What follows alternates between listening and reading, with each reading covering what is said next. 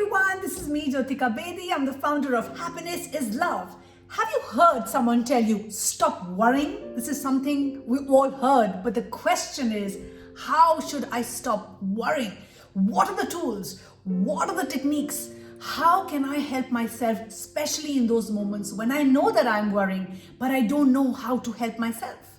I'm here today to tell you that we make relationships better, and together we will learn, share first what worrying is, why excessive worrying actually hurts our well-being, and how to conquer worry. So first, let's begin with what is worry? Worry refers to thoughts, emotions, and images of a negative future.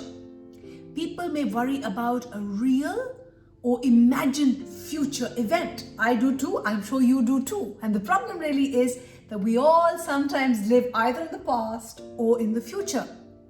Often, we mistakenly believe that worry is useful in helping prevent undesired future events, to prepare or think through how we respond, but excess worry only propagates future worrying and is not really a useful coping mechanism or a strategy. So most of our worries mostly don't even come true. And it's like being on a rocking chair. I have a rocking chair behind me. It gives you something to do, but really takes us nowhere. So how much worrying really is too much worrying? Worries, doubts, and anxieties are completely normal. I'm here to tell you, we human beings have to experience the entire rainbow of emotions. So we cannot avoid or pretend that we don't worry, or we don't have self-doubt, or we don't have anxiety. We all do, but the question is, how much is too much? In fact, 38% of people worry about something or the other every single day. It's actually adaptive. It's beneficial to worry about things that could go wrong. It could be anything, and it is something, but sometimes what happens is we mistake this to believing that something in the future is going to happen for which I have no control, and I have to constantly worry about it, that might threaten my health or will derail my future. But normal worrying can become problematic when it's enduring and difficult to control. For example, if you worry about all the bad things that could happen, often imagining worst case scenarios, and you have anxious thoughts that interfere with your ability to regulate your emotions, like, it impacts your sleep, your food, or your enjoyment with your friends, then worrying has become a problem for you. And that's why anything that is in excess, anything that is unmanageable, needs your attention. Why is it so hard to stop worrying, you might be wondering? For us chronic warriors, I am guilty of the same, the idea that we could just stop worrying seems unlikely. And it's clear why. Worry is a negative thought pattern, and any thought pattern that we use over and over again gets hardwired in our brains. Once it's hardwired, it's harder to stop. And this is what happens, and that's why I was a chronic worrier, and I realized that I need to get the help. I need to make sure that I learn tools and techniques that can help me deal with my over-worrying problem. Stopping worrying also involves addressing our beliefs, our values, and our emotions, all things that keep the worry going long after it is useful. So stopping worry can require overhauling the way we actually think and behave. And I want to share some strategies with you that will help you to look at worrying from a different lens. Number one, ask yourself, where does your worry really stem from? Where does it come from? Psychologists like me tend to focus on psychological solutions to worry. Change your thoughts, stop the worrying cycle, etc. These are helpful anti-worry strategies. However, if you're caught up in a bad situation, finding the source of your worry and then taking action to change the situation can sometimes be the more effective strategy. The one way you can tell whether the worry is more situational versus more about the way you think is by asking yourself, is the worry general or is it specific? If you only tend to worry about one specific area of your life, it could be work or your relationship, however, you don't worry about everything else like health, money, etc., your worry might be better addressed by taking some sort of constructive action to change your situation. Ultimately, your thoughts are trying to protect you. So first, ask yourself if there is something you can change in your life to stop this over-worrying altogether. Or if you're like me and you tend to worry about most things, then working directly with your thoughts is likely to be most effective. In this case, the worry problem is likely arising from worrying patterns rather than specific events, and it takes awareness, acceptance, and then alteration. You need to alter the habit. You need to learn new healthy ways of challenging this pattern and then taking corrective action so that you can be less of a worrier like me today. Number 2, explore your worry triggers. Sometimes finding the source of your worry is easy. It could be the job, it could be the partner or the kids, or maybe a financial issue, or the origins of your worry may be more complicated, hidden, and therefore difficult to stop. Either way, before working on stopping your worrying, it is useful to investigate what is causing your worry until you get a clearer picture of what's driving your worrying. And I speak to so many people, and sometimes people are just clueless. They're all over the place, and I was too, where my thoughts are distorted and I really don't know what exactly am I worrying about. So it is helpful to explore, explore worry at work. Perhaps a work group you're a part of is amping up your stress. Perhaps you could ask to be moved to a different group, or perhaps you could negotiate more work from home and flexi time. Explore worrying at home. Perhaps you have stressful, maybe in-laws, or a partner, or a sibling, or screaming children. I have 3, so I know there's never a dull moment.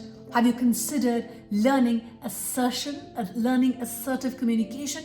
It's something that is going to help you. Maybe this will help you cut down your worry and help you deal with stressful situations, because you will have the tools to assert yourself and ask for what you want and need in the most respectful and honest way.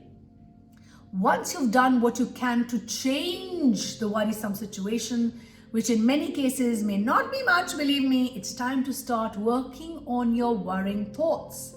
Because everything really begins from our thoughts, and we have to check in with ourselves to check the quality of our thoughts. And here are again those quick strategies that I have which have helped me, and I'm here to share with you, which are again psychologically proven, they're research backed, so please try them. Reach out to us and tell us if they have worked out for you. Calm the worry in your body. This is something that has really helped me. One way to stop worrying is by engaging in meditation. Meditation could be just a meeting with yourself, sitting in silence, unplugging yourself and directing your thoughts elsewhere. You can begin to soothe the body and halt the worrying cycle. Over time, we can train the mind to just observe our thoughts and calm our body without getting stuck in our worrying, because our thoughts control our feelings and our feelings control our action. So if I'm aware of the quality of my thoughts, which I can correct, which I can check, which I can challenge, I will automatically change how I feel, and then I will take corrective action. To practice meditation, all you need is just maybe an app, a comfy spot, and it could be, or maybe watching a meditation video to just help organize and manage your thoughts better. In fact, I have this chair here behind me, and this is both my meditation chair and my worrying chair. Sometimes I just assign myself that half an hour of the day where I'm feeling worried, and I tell myself, okay, this is my time to just rock on my chair, and I'm making a choice. I'm allowing myself to be a worrier for some time, and it works. It really helps me. It helps me identify my worrying patterns. Worry comes from negative thinking, mostly about the future, and it can make the future seem more threatening than it really is. And there are some negative overthinking patterns that lead to more worrying. And see if these resonate with you. These are the ones that you need to work on in order for you to reduce your worrying. And let's talk about them. Let me share with you in the most simplistic fashion. Rumoration. Rumoration is when we think about something distressing over and over and over and over again. You do it, I do it, we all do it. We think about what we could have done differently or how it could have turned out differently. Castrotrophizing. Castrotrophizing is when we expect the worst possible outcome from every situation. And this becomes a habit where we only think of the worst case in every situation. And what does this do? This only amplifies my anxiety and my worrying. Then there's something called minimizing. Minimizing is when we downplay positive qualities and attributes or experiences or strengths because we're too wired and focused only on the unpleasant. Suppression. Suppression involves trying not to show or express negative emotions. For example, we may be upset with our boss. However, we will not try to show our emotions on the face or in our words, but stuff those feelings inside. And you know what happens when you stuff your feelings? When you stuff them, eventually you become a pressure cooker and those feelings will explode. And that's why we do the work that we do at Happiness is Love, where we help you deal with your emotions in a healthy way, where we give you tools that can help you manage your emotions in a healthy way. Experiential avoidance. Experiential avoidance involves trying not to feel negative emotions. For example, we may try to push away negative emotions and sometimes engage in maybe alcohol or any kind of maybe drugs so that we don't feel those negative emotions. All or nothing thinking. All or nothing thinking is when we view a situation as either good or bad. And as we know, life is in between. We need to understand that life has different shades of gray. We cannot categorize everything as right or wrong or black or white. Distraction. Distraction is when we avoid experiencing our emotions by doing something else. Distraction is not always bad, but it is usually ineffective when we are trying to avoid feeling our feelings. And like I always say, we are human. We are supposed to experience the entire rainbow of emotions. We are not here to suppress, fight, block, hide, or pretend. Feel your feelings. Don't become your feelings. It's okay to feel the fear. It's okay to feel the anxiety. However, we don't have to become the feeling. We have to learn how to deal with the feeling, to acknowledge the feeling, to accept the feeling, and then take corrective action so that I can manage or release that feeling in a way so that I feel more calm inside. So for example, a woman may get into a fight with her husband, but instead of talking to him and trying to resolve the emotion, she distracts herself and just goes and shops. This approach sometimes leaves negative emotions unresolved. Overgeneralization. Overgeneralization is when we believe that negative experiences means we will always have this negative experience. For example, if you've had a bad relationship, we may suspect that all relationships we have in the future have to be bad. So this comes from a place of overgeneralization. External attribution for good things. External attribution is the belief that good things that happen to us are controlled by forces and circumstances outside of us, that we're just lucky because we don't give ourselves enough credit. And that's why we dismiss the good and we only focus on the bad. Internal attribution for the bad things.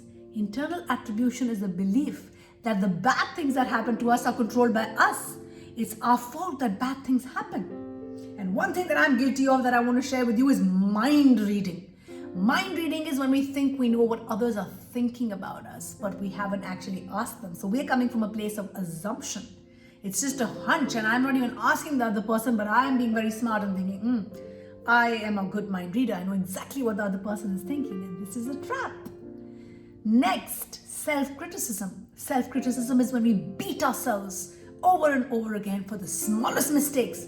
For example, I can't believe I did that again. I'm such a moron. We all do this. I'm guilty of the same. Is it helpful? Not really. So fifth, it's very important to challenge your worrying patterns. What evidence do I have that these thoughts are true? Let me check in with myself and challenge this negative thought process. Ask yourself, what is a positive version of this thought? Can this thought have a positive version? Challenge yourself, push your boundaries. Growth really happens outside your comfort zone. This is what I did and it worked for me. What's the likelihood that this thought will come true again? Question yourself, challenge yourself, do a self-audit. Is this thought helpful? This one is the most helpful for me. I remind myself that worrying just makes things worse and does me no good. That helps And just knowing this helps me calm my worrying down. To work on changing your worrying pattern, make a chart. You can make a chart and just chart out during the day how many times are you being prey or you are falling trapped to your worrying patterns, and then it takes 3 weeks to build a habit. I believe in you. I trust you. I know if you set your mind out to do this, because nothing changes until you change. And if you decide, if you make the decision to change this worrying pattern in you, you can achieve anything. Ask yourself, is the situation controllable or not? If you're worried about something that you can fix, you might be better off fixing it than letting the worried thoughts dominate you. Procrastination is a good example. Instead of worrying about the things you need to do, you need to just do it, and that will help the worrying go away. We feel stuck because we are stuck. We're just feeling the feeling, and there's a gap between feeling the feeling and taking action. We just constantly keep feeling the worry, but we don't move to the action part where I need to take steps. I need to move for me to take action so that I feel better and I can combat my worrying. Maybe you're worried about something you have no control over. I recall a period when my husband and I were considering, taking help because we were going through this tough time. And at that point, I realized that I could only be myself and I had no control over his decisions. I had control over changing my own patterns. It actually felt good and it was empowering, but I was able to let go of my fears about what could happen and accept whatever was coming my way. And I experienced magic because just changing the way I was thinking, changing my narrative by challenging my negative thoughts and my negative beliefs and some assumptions or overgeneralizations that were not serving me and my relationship, I was able to transform myself and my relationship. And because I have done it, I know you can too, and I'm here for you to support you. And if you're struggling in any aspect of your life, please reach out to us. And I'm going to tell you the simple techniques, which is stop worrying and exercise. We all know this. However, knowing is not doing. I got to do. No change happens until action is taken. Action has to be taken for us to feel better. When you're worrying intensely, your physiology is all messed up. Simply stopping the thoughts doesn't help those neurochemicals disappear in your body any faster. That's why doing something with your body can really help with worrying. And believe me, there are times when I'm feeling anxious and I'm worrying. You know what I do? And my kids laugh, but I do it. I do 5 jumping jacks wherever I'm at. And believe me, it just changes my brain's wiring. It changes how I feel in my body because I have taken action. I have moved my body for me to not feel stuck. Exercise helps with anxiety because it releases. Now, we all know exercising is important, but why? What does it do? It helps release endorphins, which activates happy hormones in our system, and it relieves stress and helps you feel more centered and calm. So try to notice your breath, your heart beating, or how your body is moving, and you will see magic happen in your life. Try deep breathing. This is something which is so powerful and yet so underrated.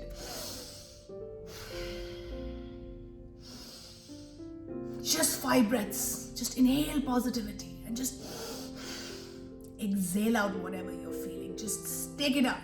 And most effective, talk about your worries.